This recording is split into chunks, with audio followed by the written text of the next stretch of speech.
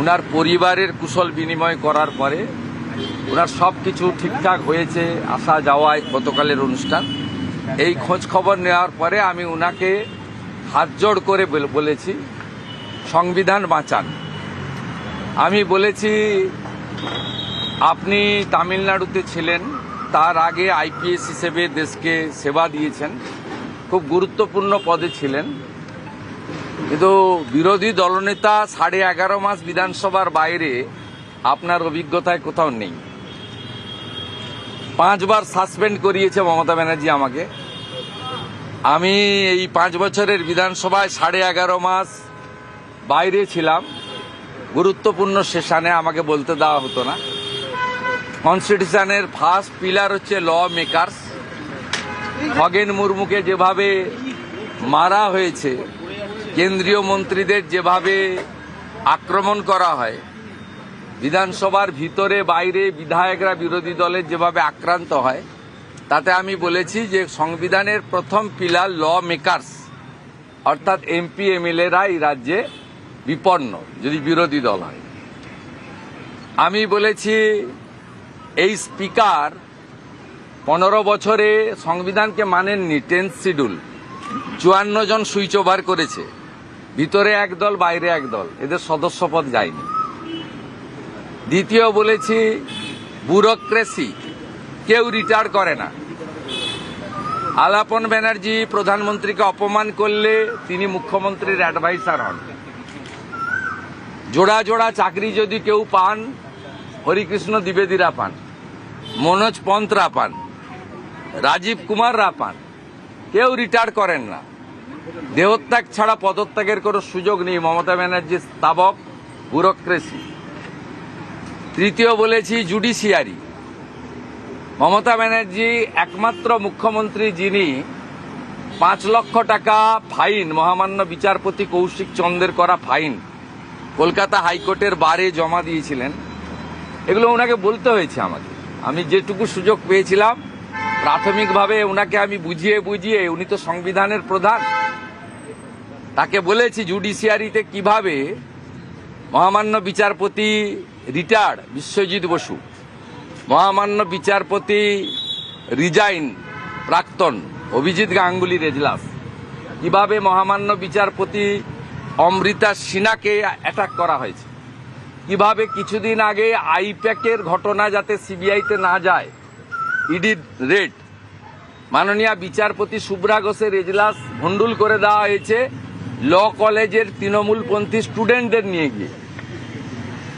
অর্থাৎ জুডিশিয়ারি এখানে বিপন্ন। এখানে রাজাশেখর মান্তার মতো সিনিয়র রেসপেক্টেড বিচারপতি, মহামান্য বিচারপতির বাড়িতে আমার এবং অমিত শাহজির ছবি দিয়ে পোস্টার পড়ে।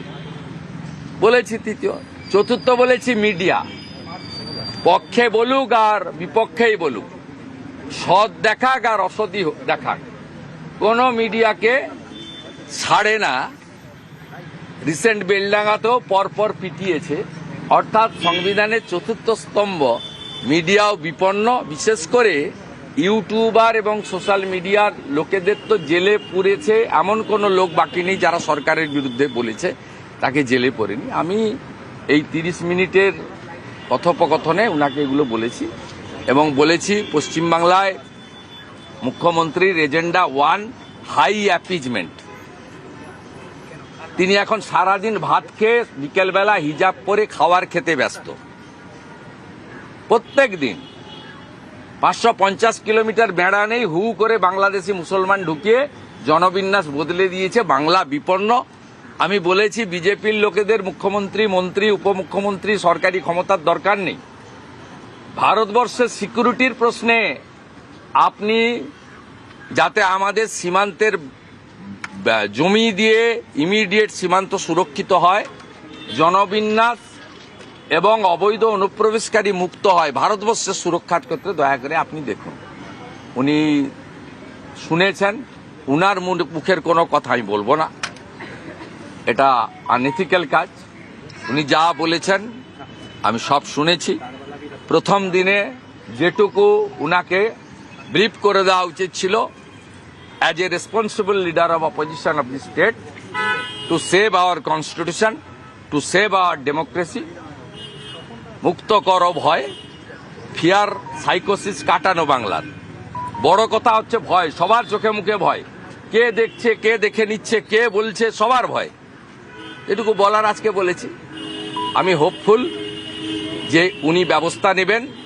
তবে একটা কথা বলতে পারি, রাষ্ট্রপতি দ্রৌপদী মুর্মু মহোদয়ার সঙ্গে যা ঘটেছে এটা নিয়ে কিন্তু সকলে উদ্বিগ্ন। আমি কাউকে আবার বলছি, মিসকোট করব না, সকলে উদ্বিগ্ন।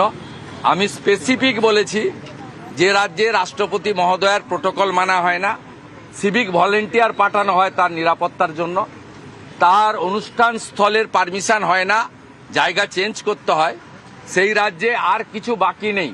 Please take strong action against existing chief secretary and DGP. আমাদের মাননীয় রাষ্ট্রপতি মহোদয়া শুধু রাষ্ট্রপতি মহোদয়া নয়, একজন আদিবাসী মহিলা, সম্মানীয় মহিলা এবং একজন নারী শক্তি, তার সঙ্গে যে আচরণ করেছে এর থেকে একই আচরণ করেছিল আলাপন বন্দ্যোপাধ্যায়। তিনি অবসরকালীন সুযোগ এখনো পাননি, কোর্টে মামলা চলছে। নন্দিনী চক্রবর্তী এবং পীযূষ পাণ্ডে, এই দুজনের এগেনস্টে ব্যবস্থা নেওয়া উচিত। এই বিষয়ে মাননীয় রাজ্যপালকে উইথ ফোল্ডেড হ্যান্ড বিনীতভাবে আমি বলেছি এবং আমি আশা করব রাষ্ট্রপতি মহোদয়ের সঙ্গে যা ঘটেছে এটা ক্লোজ চ্যাপ্টার হতে পারে না, ইটস এ ওপেন চ্যাপ্টার। এর বিরুদ্ধে ব্যবস্থা নিতে হবে এবং ব্যবস্থা নেওয়ার জন্য যা যা করণীয় আমরা সব জায়গায় বলবো। ভবিষ্যতে প্রয়োজন হলে যেটা যেটা করা দরকার করতে হবে। চিফ সেক্রেটারি এবং DGP should sack and departmental proceeding should start, এটা আমি আমার বক্তব্যে বলেছি। আপনি এর আগে বহুবার নির্বাচন নিয়ে কিছু বলেছেন, আসন্ন নির্বাচনে ওনার ভূমিকা না, এখনই নির্বাচন ঘোষণা হয়নি, নির্বাচন নিয়ে আমি বলিনি, আমি পলিটিক্যাল কথা বলিনি। আমি যা বলেছি আপনাদের কাছে, এর আগে আমি সংবিধানের 4টে পিলারের কথা বলেছি, রাষ্ট্রপতি মহোদয়ের অপমানের কথা বলেছি, জাতীয় সুরক্ষার প্রশ্নে বাংলাদেশি মুসলিমদের অবৈধ অনুপ্রবেশকারী মুক্ত করার কথা বলেছি। বাংলা বিপন্ন, 85% হিন্দু ছিল 51 সালে, এখন 65% হিন্দু হয়ে গেছে। রাজ্য দখল হবে, কার জিতে হার হবে, রাজ্য দখল হবে, কার জিতে হার হবে। নেতারা ভাবছে আমাকে, আমরা ছাড়বো না জমি, আমরা ভরসা আগামী, আমরা ছাড়বো না জমি, আমরা ভরসা আগামী। জনগণ দেখছে আমাকে,